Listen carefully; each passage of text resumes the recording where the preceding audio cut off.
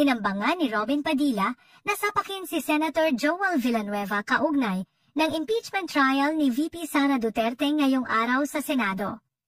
Pabor kasi si Senator Joel Villanueva na ma-impeach si VP Sara Duterte.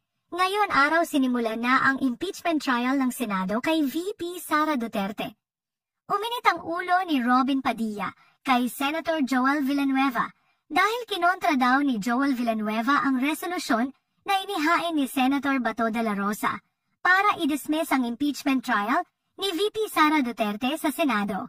Masugid na taga-suporta kasi ni VP Sara Duterte sina Robin Padilla at Bato de la Rosa, subalit naginit ang ulo ni Robin Padilla at muntik na nitong sapakin si Joel Villanueva na kinontra ang inihain resolution ni Bato de la Rosa para ma-dismiss ang impeachment trial ni VP Sara Duterte. Makikita sa video na nagkainitan sina Robin Padilla at Joel Villanueva. Makikita sa video na tinangka ni Robin, nalapitan si Joel Villanueva para sapakin sabay sabi na, "Oh, ano?"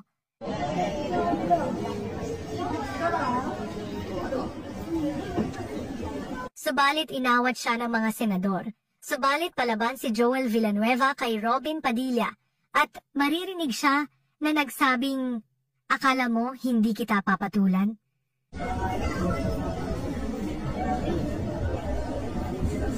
Binigyan diin ni Robin Padilla na wala daw magandang maidudulot sa bansa pag na-impeach si VP Sara Duterte.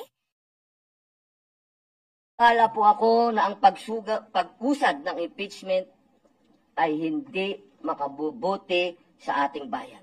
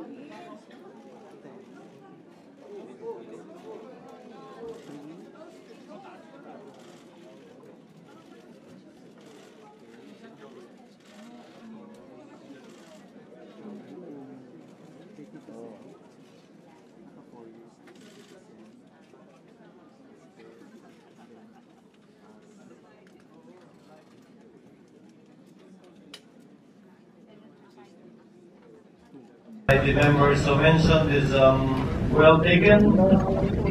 Chair now again reiterates its ruling. The chair will suspend the session until 6 p.m. This evening in order to afford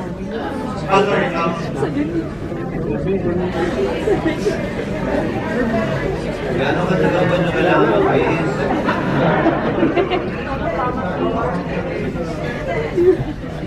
Short tweet, di ba?